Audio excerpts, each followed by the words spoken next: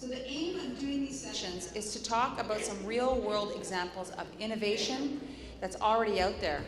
And just to chat openly about it, what it looks like, the good, the bad, the challenges. Without further ado, please let me introduce you to today's panelists. Robert Byers is the president and CEO of Namarin Housing Corporation. Wave, Robert. All right, that's the guy in the middle. A non-for-profit Aboriginal housing provider in Regina, Saskatchewan. Prior to his work with Namarin, Robert had a long career in residential and commercial construction and procurement. A father of two and a grandfather, Robert lives in Regina, where he serves on the Board of Trustees for the Mackenzie Art Gallery, is a member of the Mayor's Housing Commission for the City of Regina, serves as a board member for the Regina Community Advisory Board for the Homelessness Partnering Strategy, and is a board member of the Canadian Housing Renewal Association and chair of their Aboriginal Caucus. We have Michael Kochlow. Did I say it right? Kochlow? Oh my gosh. Kochlow, I'm sorry. I'll say Michael. That's Michael over there. And he's the executive director of the Wache Friendship Center Society and CEO of ACSAC Aboriginal Food Products, Wache Studio Inc., Wache Aboriginal Radio and Multimedia Social Enterprises. And over the years, he has created and managed over a dozen personally owned companies in various sectors of the economy. And he brought some pamphlets of their organization and different ventures, so if you want to come after, you can grab them and find out more information. And last but not least, we have Damon Johnson, and he's been an advocate here in Winnipeg for 25 years. He was born here in Winnipeg and is a member of the Fort William First Nations near Thunder Bay, Ontario. He held the paid position of the president of the Aboriginal Council of Winnipeg since 2007. So I'm going to let them tell you a little bit about what they do and what they're passionate about. Okay, well, good afternoon, everyone. So what I'm going to do this afternoon is just tell you a little bit about Namarin Housing and our social enterprises. So we were established in 1977 because of the need for affordable housing for Aboriginal people in Regina. We have now experienced the end of operating agreements, and because of that, we've had to become much more than a housing provider. We've accomplished this through our social enterprises. So our transformation began about 9 years ago when we decided we were going to give back to the community by giving the opportunity to create jobs, and to create wealth, and to create a sense of ownership. So we believe that to truly serve our community in the best way possible, we have to become a self-sustaining organization. We felt that the justification for any organization lies in what difference it can make. We believe that a nonprofit organization exists so that the world in which it operates can be a better place. So core to our organization's existence is our commitment to social enterprise and community building. We have made changes to just about every facet of our business, including moving to social enterprise, which has been very significant for us. We went from an organization that had many homes in serious disrepair to an organization that takes great pride in our standard of work. So we have grown our business significantly, and we are always looking to the future. So it was about 9 years ago that we decided to reassess our operations and see what was possible. We wanted to create wealth and opportunity. We set a goal of becoming a financially self-sustaining organization, and this was key to us moving forward. We first identified individuals that were working for contractors and approached them about starting their own companies. Once they did that, we could sit down and talk about the work that we had to do. The good thing about contracting with us was that we had enough work to last about 10 years, and by that time we could start over. Not only could we work together to develop their companies, but those companies could become established and credible in those 10 years. It was our belief that if we wanted to create wealth and opportunity, that we would have to become part of the business community in Regina. We became an active member of the Regina Chamber of Commerce, and then a member of the Chamber Board of Directors. This involvement provided us with great venues for networking and building relationships. If we were going to be successful, we were going to have to be involved in much more than just housing. We believe that if the business we are in is going to be successful, that there must be balance. And that balance is working in our business and working on our business. And that's key for Namarin. So our next goal was to pursue our first social enterprise venture. We purchased a 9-unit apartment building, and this happened in 2007. What we did here was we renovated each suite and furnished them with all the furniture, pots, pans, linens, essentially everything that we need for your home. And once completed, we would promote it as a home away from home for people who were in town for medical reasons, for themselves or for family members. So since opening, we have served over 10,000 families from British Columbia to Quebec and as far north as Nunavut. This venture not only gave us a new revenue stream, but it allowed us to create one full-time position and one part-time position. That was our first success. Now we thought that was pretty easy. What's next? We own a lot of real estate. Let's start acting like it. So our agreements with the federal and provincial governments were coming to an end, and it was an opportunity that we had to pursue. We celebrated that project by recognizing our contractors and the importance that they played in the success of that project. And not only that project, but while working on that, they were also working on our homes. We were creating a real team because this work also involved our own Namarin people. So recognizing the importance of those relationships with one another was going to play a major part in each of our successes. And I'm not sure if we viewed that as a success at that time, but we certainly do now. So as things were evolving for us, we had a thought of panic. What would happen if our team broke up? What if our contractors decided to leave us now that they were becoming more established? That's when we came across a warehouse. So we thought if we were to buy a warehouse and house our contractors, that we would be saying that they are as important to us as they say we are to them. So we bought the warehouse and we rent the space out to our contractors.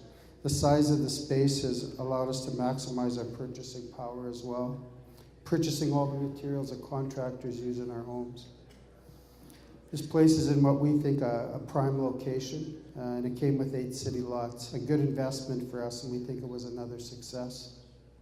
When we entered into a partnership with the provincial government and the purchase of 19 condos, it was with this purchase that we realized how important it was for us to own projects that were made up of numerous homes or multi-dwelling buildings. I need to say that this project is part of our affordable housing strategy and not our sustainability strategy. That was our third success. We believe that we can contribute to making our community more equal by providing good quality homes to our people. We wanted to provide homes that each member of the family would be proud of. We wanted the kids to bring friends over to their place because they were proud of their homes. Now that changed our business again. We went from team to family. If we were to be successful, it had to work for everyone, including the families that we serve.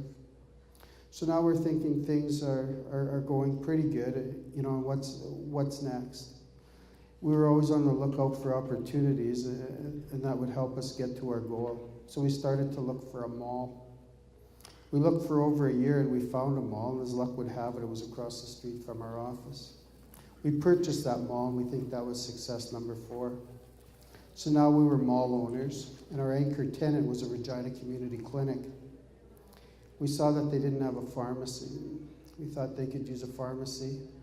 And then we thought, of course, Namarin can use a pharmacy. So we, after some pretty hard and unfamiliar work, we were able to sign agreements with the PharmaChoice brand and a drug supplier and hire a pharmacist. So now we own a pharmacy, and we're the only pharmacy owned by a nonprofit housing provider in Saskatchewan. We need more opportunities to expand in this regard, and we have been working with other communities and groups that have goals similar to ours. I think it will create other opportunities for partnership with the provincial and federal government as well. We have recently partnered with a provincial nonprofit organization, and this has allowed us to grow our pharmacy team. We now have 2 full-time pharmacists, a part-time pharmacist, and a part-time pharmacy technician. The Winnipeg Street Pharmacy is now in its 6th year of operation, and this was success number 5. As I said earlier, we knew that any investment in housing for Namarin had to be multi-dwelling. So we started to look for an apartment building. We purchased a 23-suite apartment. We renovate each suite as they become vacant. This purchase is part of our sustainability strategy, and we charge a real market rent. We are now just renovating the last suite. We think that's success number 6. This brings us to 2011. As we have always talked about multi-dwelling and it being the only way for us, we decided to investigate the opportunity to develop our own, because up to this point we have only purchased and upgraded existing housing stock. Well, this is quite a process as well as a steep learning curve. The first thing we did was to find an architectural consultant who had the same beliefs as us and the desire to be involved in something that could make a huge impact in people's lives and in so many areas. After months of meetings, we were at a point where we needed to put together a design team that would be made up of engineers, architects, and builders. It has been over 3 years since we started this process, and we now have a report in place. And we are now at a spot where we are presenting the report to potential partners. One thing that stands out for us as we move along is that we know that for us to grow and continue to have successes, we know that partnerships are so very important. So we have partnered with the federal and provincial government on a mother-baby project. We purchased a 12-unit apartment building which houses the project. And we started work on this about 6 years ago, and that's a long time, but the reward has been pretty good. I tell you, it doesn't always go the way that you'd like it to go, but the important thing is that it goes. And we say that the process may change, but never lose the vision. We have been operating for 2 years now, and we have had 12 clean births and 17 children reunited with their moms. It's amazing to us how that works. We have also partnered with the Oxford House Society. The Oxford Society provides homes to individuals who are recovering from the disease of addiction and who have completed a treatment program and now need a safe place to live. We partnered on this initiative, and we now have 3 homes that house 16 people. We have also partnered with the federal government and a not-for-profit called Kids First. Together we provide homes for families that just need a little extra help raising their young families. These are successful partnerships. In 2013, we purchased the Grounds Guys. It is a franchise purchase Namron has made to provide year-round ground care and maintenance for commercial and residential customers, as well as for the Namron properties. It is part of almost 2,000 franchisees across North America, and ours is the first to be owned by a non-for-profit. The Grounds Guys have 5 full-time team members. In 2014, Grounds Guys Regina was a finalist for Rookie of the Year. Namron has really broadened its scope to our businesses and partnerships with other community-based organizations as well as nonprofits. We have most recently assumed the management of 5 nonprofit housing providers. Namron now owns and manages over 450 rental homes. So as I had mentioned earlier about our mixed-use development, we have since purchased almost a half a city block in downtown Regina. We have just received unanimous support from City Council to demolish the building located on that property and turn it into a temporary parking lot while we finalize the drawings and the business plan. This has been an investment by Namron of almost $8 million. We are looking at a total estimated cost of the project of $80 million. We plan on building 170 units of affordable housing, and we will subsidize this with rental income from 25,000 square feet of retail space, 6,500 square feet of daycare facility, and 5 levels of parking, which would provide over 500 stalls. We are full participants in the revitalization of downtown Regina, and we are very proud of that. So when we look back at each phase of our journey, we think there are many essential elements and common themes to our success. The shift in our way of thinking with respect to creating a new sustainable business model for affordable housing, and our commitment to our goals for Namron. Building meaningful relationships, establishing win-win partnerships, and always looking for new opportunities. And of course, our dedicated Namron team. One of our milestone changes came when the board of directors and CEO adjusted Namron's articles of incorporation to include the pursuit and integration of social enterprise. As mentioned before, this gave us the ability to move towards becoming a self-sustaining organization with the goal of all profits generated by social enterprise supporting NAMRIN's housing portfolio. So throughout the body of the presentation, you have heard our social enterprises core to NAMRIN's sustainability as an organization, along with the need to continue to provide safe, quality, affordable housing to the community we serve for generations to come. It is essential to mention that prior to 2005, NAMRIN received over $2 million in government funding. This year we received just over $200,000. Our waiting list consists of over 700 families, and this yearly reduction in funding speaks clearly to the need for our social enterprises to create revenue that will replace much needed funding dollars to the operations while keeping the rents at an affordable level. Another fact to mention is that coupled with the challenges of creating sustainable solutions to social problems was the need to grow NAMRIN at the staffing level. In 2006, NAMRIN had 7 full-time employees. As the social enterprises were introduced, NAMRIN staffing grew to meet those challenges. Today, NAMRIN employs 25 full-time and 5 part-time people. Our core belief is in inclusiveness and diversity. We employ First Nations, Métis, non-Native, visible minority, and women in non-traditional roles. A result of our growth was that we had outgrown our office. Lucky for us, we own a mall. We converted that space, which was storefront and warehouse, in what is now NAMRIN's 5,500 square foot office. We now have offices in our own boardroom. I think this really brought a new sense of pride for all of us, and it looks pretty good. So as we meet with various groups and individuals, we believe it brings a new level of credibility to NAMRIN and to our team. We are now well positioned not only for today, but well into the future. So these successes, while first viewed as challenges, are now seen as positive changes that help NAMRIN grow towards self-sustainability. With the cooperation and guidance of the Board of Directors, to the belief of our employees in the business model, we are making a difference to the economic and social fabric of the community that we serve. The relationships developed between the Board of Directors and our leadership team is built upon sharing successes, ideas, and innovation.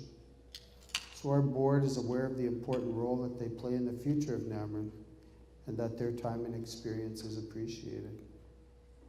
At NAMRIN, we believe that if you focus on looking after people, you will be looked after, and we will continue to do that to the best of our ability. So in closing, NAMRIN will continue to move forward in a responsible way. We see future successes as a mix of sustainability and housing solutions for our community. We will continue to look for ways to support our community and try to fill those gaps while reinvesting in affordable housing. I thank you for giving me the opportunity to share a story with you.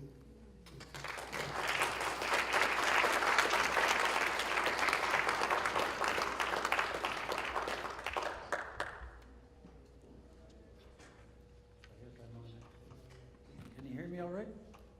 So anyways, I'm going to try to use my few minutes to share some of the, I guess, intricacies of any organization or group contemplating or thinking of getting involved in developing social enterprises. And, you know, there's a huge learning curve in doing these things. We started out here in Winnipeg by purchasing the CP station, the Canadian Pacific Railway Station, and turned that into a very successful social enterprise. It generates its revenue from leasing space. We own our own phone systems. We have probably total internal capacity to face any issue that comes upon us. And we've been operational now since 1992, 93. And so the success of that, I guess, has encouraged us to look at other opportunities. But also, piece of that is, you know, what are your motivations for getting into social enterprise? Well, in our case, some of it relates to the fact that for many, many years now, Indigenous peoples, Indigenous organizations have been reliant on governments for funding, and to some degree, to a large degree in some cases, we still are. And so, but what are the advantages of generating your own revenues, your own equity, and then being able to use that to leverage other monies to do certain things, right? So behind me is a picture of the new location for Mother Earth Recycling, and it's still a fairly new social enterprise operation. The reason we moved is we are expanding, so in Winnipeg now we've been approved by the government to recycle mattresses. And we've had a lot of fun getting there. To start this, we did a feasibility study, we did a business plan, and in the feasibility study, we had several choices as to what social enterprise area to go into. So in the end, we chose recycling. And so to get started, we weren't sure at the time, how we were going to do that. And it just so happened that, and this is, I guess, a point I want to make too, is that in any of these business endeavors or social enterprise endeavors, that there's a recognition that sometimes luck or timing is essential. So in this case, we had employed a non-Indigenous person to do our business plan and do the feasibility study, and that individual just happened to be part of a social enterprise operation in Selkirk, Manitoba, in recycling. And then she knew an individual just down the street from us who had a small electronics recycling operation known as Cyrotech Industries. And then we found out that the gentleman was getting older and he was thinking of selling the business. So we told Karen that, yes, we'd be interested in maybe purchasing his business. Well, the rest is history. We bought it, and we were able to purchase it outright because we had our own equity to do that. So that was a strong hand that we could play. But little did we know at the time, some of the challenges we're going to face in making this thing work and bringing it to a place where it will be sustainable. And we're not quite there yet, but we're getting closer every day. So, but along the line, we've been able to employ up to 10 or 12 Indigenous employees. We were developing one person to be the general manager. Unfortunately, that didn't work out, so now we're back to hiring someone new. But again, examples of the kind of challenges you face. One of the other issues we had is that in the recycling, at least the electronics recycling field here in Manitoba, there's a stewardship body that sort of governs or regulates how you do electronic recycling. And so it was newer. It wasn't quite fully in place when we bought the business. And then after that, we realized that it was having some really negative impacts on our bottom line because they were able to affect the supply chain, and the supply chain was, of course, of electronics is essential to our business. If we're not getting the product into the shop, then we're going to go broke pretty quick. So for the first little while, and here was a valuable lesson. I think the best lessons are mistakes that you make. So when we first purchased that business, we kind of got into a bit of a conflict or quarrel with the stewardship body known as EPRA, and so again for a while we were stonewalled. We couldn't really make any progress, and the relationship was not a good one. So at some point, and I was involved all along at this, at some point I went to my colleagues and I said that, well, maybe maybe fighting with this group is not a good idea.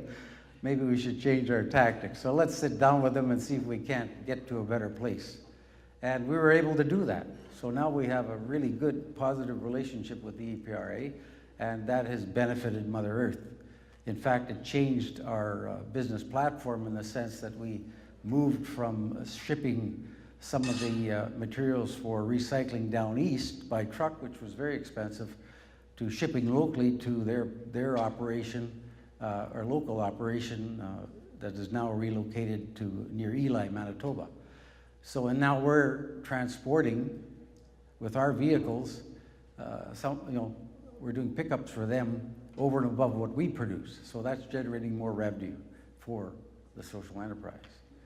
Now, one of the other questions that you'll face in establishing a social enterprise is, and we hear this all the time now, is what is most important in the social enterprise? Is it the social agenda or is it the business agenda? And so my experience with this to date has told me that I'm leaning toward believing that, if you don't pay attention to the business side, to the bottom line, then your business venture, whatever you call it, your social, is going to go under very quickly, and then your social purpose becomes meaningless because you can't employ anybody in a job, right? So pretty common sense, but it took a while for us to really realize that. So now the ownership that I represent, there's a partnership of 3 charitable and not-for-profit organizations that own Mother Earth. We've agreed now, we've reached consensus that we will ensure going forward that all of the business equation in the operation of this social enterprise will get our attention, our full attention, and then, that in return will pay the social benefit. So Mother Earth now expanding, going into recycling mattresses. So some of the things we've done, we've had several meetings with IKEA nationally, and they are going to now be shipping all of their mattresses from all of their stores in Canada to Mother Earth. In fact, we're in a 3-year demonstration project funded by the province of Manitoba, and they will be able to provide enough mattresses for that first period of recycling of mattresses.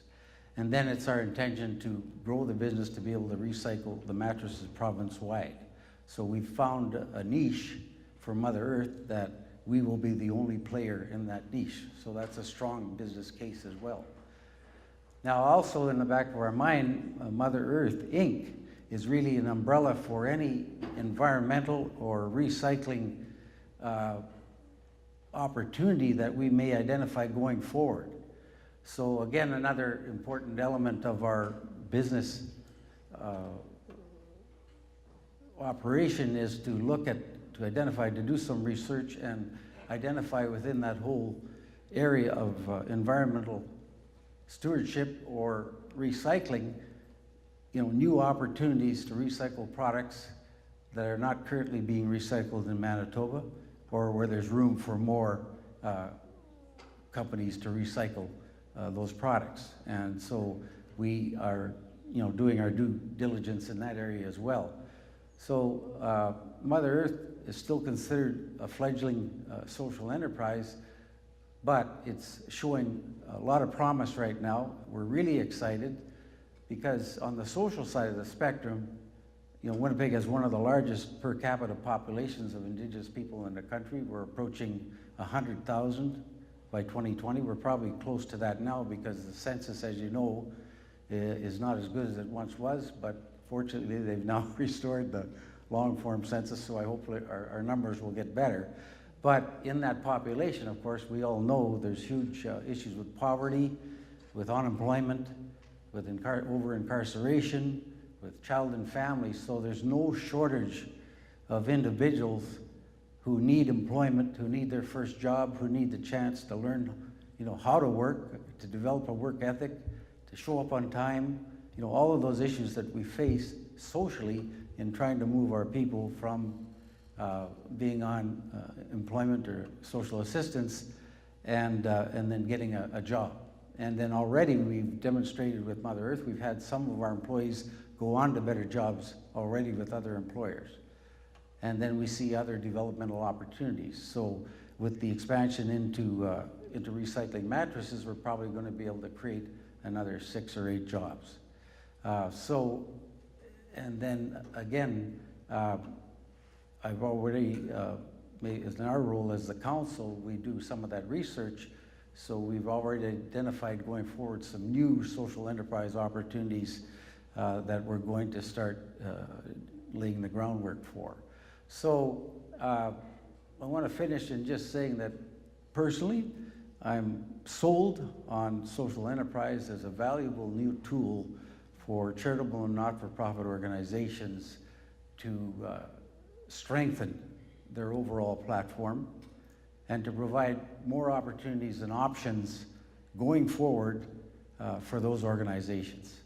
And but you do have to ensure that your team, whoever that is, has all the requisite, knowledge base, skill sets, and other abilities. And then if in your assessment of that there's something missing, then you have to ensure, that you find that knowledge base, that practice, that experience, or whatever it is that you need to fill out the team to make this thing work.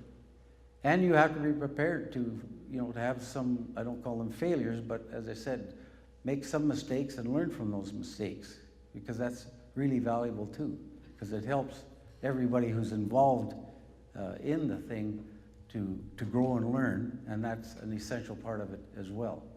So I'm going to finish there, and thank you very much, and I hope I was a little bit helpful.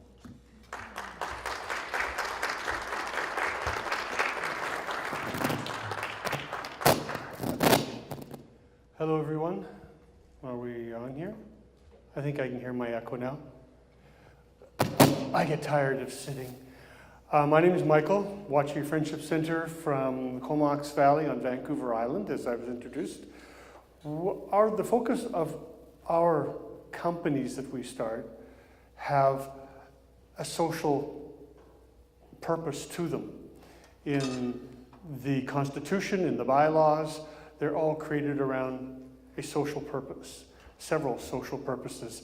First of all, we have within our organization our mandate to improve the human well-being of the urban Aboriginal population within our geography. We have the mandate to deliver programs and services to a wide geographic population, urban population of Aboriginal people. And within our Constitution and bylaws, we name health and welfare, housing, and human well-being, and various other things that we try to contribute to improving the human well-being indicators of the people that live in our communities. So our organizations are started up to meet those needs within the community. Ours are focused on inclusivity of youth and elders in all of the companies, and the two companies we have, Aksuk Aboriginal Food Products Limited, and in the Watcher Studio, screen printing and fine art printing company. And we have a third company that we're getting ready to launch. We just launched the website the other day. It's called Watcher Aboriginal Multimedia, and it's going to be, we acquired the assets of an FM operating radio station earlier this year, actually in February. And so we hope to have a broadcasting nonprofit radio station that will broadcast Aboriginal content exclusively. We'll be working with youth who, the purpose of the radio station and its offshoot, the television station that we're currently building in partnership with Shaw, is to increase the literacy of our youth in various areas. So, and with all the companies, we want to introduce our youth to new technologies, to new ideas. We want to educate them in various areas, expose them to new things, and hopefully spark something within them that leads them to pursue further education and perhaps a lifelong vocation. Our companies have courses attached to them for youth and elders to go through. And so we're going to watch a couple of videos about them, but just to quickly, when the youth go through our Watcher Studio, the screen printing and fine art printing company, there's a 16-week and a 30-week course that they engage in. 8 weeks in learning how to do West Coast Aboriginal art design with Andy Everson from the Comox Nation, and then they then migrate from that into learning how to operate all the equipment in the screen printing lab, how to do ruby lifts, how to use all the heating machines, the cutting machines, the fine print machines, and we have some pretty exclusive equipment in there. We have about $250,000 worth of equipment. And we have one of the only 8 printers in Canada made by Thema in Germany, a Thema 1020, which is used to screen print all the screens on your mobile devices. So when you have if you have a BlackBerry, an iPhone, an iPad, whatever you're using, all that technology is screen printed. Even the circuit boards are screen printed. We actually have a printer made in Germany that we purchased and have in our shop. Only 1 in 8 in Canada that will screen print all the insides of those type of equipment. Ballard has one in this country that they use for screen printing the inside of the cells for electric cars. Ford, Chrysler, and GM also have one for screen printing the windows and other parts of automobiles. So I'm going to, rather than talk, show you a couple of videos here. And then if you have any questions about what we do for any of us, please feel free to ask questions. I also brought some brochures on the 3 different companies that we are operating at this point in time.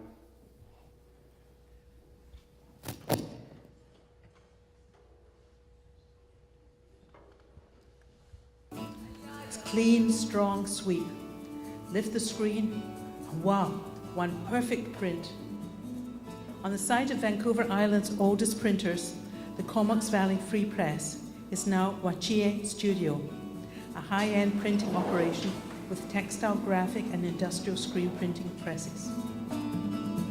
Andy McDougall, internationally renowned master screen printer, is excited about the opportunity the new studio brings to the Comox Valley. What we really want to concentrate on here is printing art, and we want to work with First Nations artists to get them printing art. In screen printing, there's 3 main areas. One is graphic printing like this, flat printing on paper, plastic, things like that. The second thing is printing on fabric. And so we have a 6-color carousel over there, and we can do shirts, we can do bags. We're going to be doing these prints here. But the third area of screen printing, and it's the biggest area, but a lot of people don't know, is they call it functional print. And so functional print is what makes your cell phone work. When you use the touch pad on it, the back side of the glass has been screen printed with conductive materials. So when you touch them, they make contact, and they go, little electrical impulses go through and make all that stuff work. Trained screen printers who can operate automatic equipment are key to reviving light manufacturing in Canada. The Wattier Studio offers classes and workshops for elementary school children, youth, and adults, plus advanced training opportunities for First Nations youth interested in art, printing, and other aspects of graphic trades. It's fun to create. The school kids who come through and print their own shirt are getting a taste of making their own things, a novel concept in the day of retail chain outlets. The students who have their art printed on t-shirts and sold commercially through retail stores receive a royalty. This also encourages students to develop entrepreneurial interests in the business of screen printing. Wattier Studios also produces limited edition art prints for local and international artists. Artist Andy Everson of the Comox First Nation watches on as master printer Andy McDougall inspects the print. Andy Everson's work is well known internationally, and his prints are exhibited in many art galleries.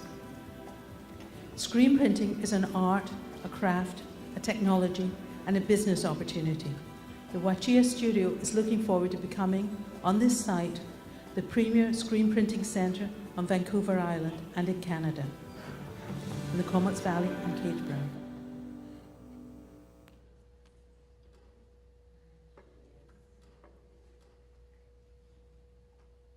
We have one more video coming. Michael has a vision. The Aboriginal people, the urban Aboriginal people, need a voice. And that vision is grounded in this space. There's so much potential. Michael runs the Wattier Friendship Center in Cork. And recently they've acquired some new space. That's the inside of our broadcast booth for our FM radio station.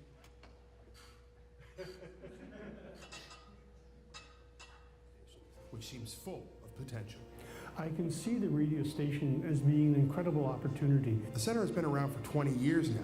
but it has never had a multimedia program until now. We have the broadcast booth, we have a studio mixing booth, and we have one more office that holds a pile of electronics in that we have to understand how to operate. Michael hopes this newly acquired space will help give youth and Aboriginal people a voice that can be heard. Hopefully, people will listen and understand the situations that where we come from when we're saying that the Aboriginal population is in need of assistance and support from the federal and provincial government. But like a lot of grand visions, it takes money to make these dreams come true. And that's not always an easy thing to do. So we're looking basically for funding to continue programs associated with our companies. And the BC Association of Aboriginal Friendship Centres is trying to help with the funding issue by hosting the BC Aboriginal Funding Conference. Brings together over 50 funders from the philanthropic sector, from the government sector, and from the corporate sector who provide funds into First Nations and Aboriginal organizations. And we have over 200 delegates who have signed up. According to Stats Canada, the Aboriginal population is growing, more so than the rest of the country. And a large percentage of this growth is attributed to Aboriginal youth, many who in a declining workforce struggle to find employment. We are the untapped workforce of Canada. Aboriginal youth, Aboriginal people constitute 4.5%, depending where you get your statistics, of the workforce in all of Canada.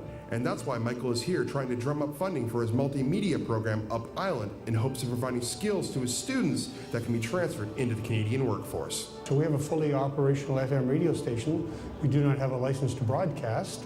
Our first initiative is to get streaming online, audio and video, put them through a course that would give them the understanding of operations in a radio station and in a TV station to improve their literacy. Of course, money is important, but the chance to network is equally as important.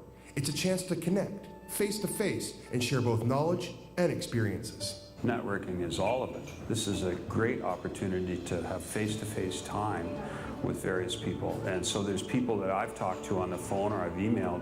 I've never seen them before in my life. Another way to measure success can be found through the prism of reconciliation, a sort of economic reconciliation to help heal years of injustices. Absolutely. Economic reconciliation is a huge part of creating a better future than the past that we've had and lifting Aboriginal people up out of poverty. Success can be measured in many ways. For Michael, it's helping one youth or Aboriginal person at a time, helping them find their voice while providing education and training to succeed in today's workforce. For Shaw TV, I'm Tyler Hooper.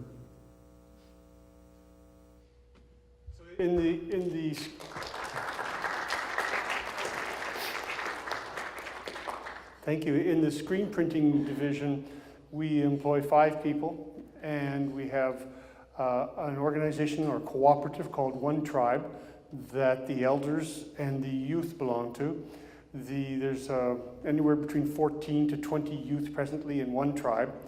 One Tribe is, after you've finished going through your courses, you can join One Tribe and you can come into the studio, develop your own art, screen print everything. We provide you with the t-shirts, the sweatshirts, the hoodies, any type of textiles you require. And then we have, you saw a portion, we have a store in the front of our Friendship Center.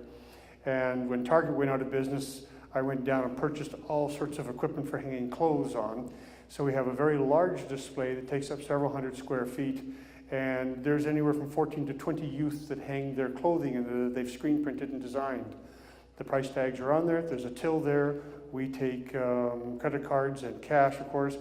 And the youth benefit from the sale of their product. So the youth are the highest earning. Some of them earning $700 a month from the sale of their t-shirts and their hoodies and the other product that they're making there.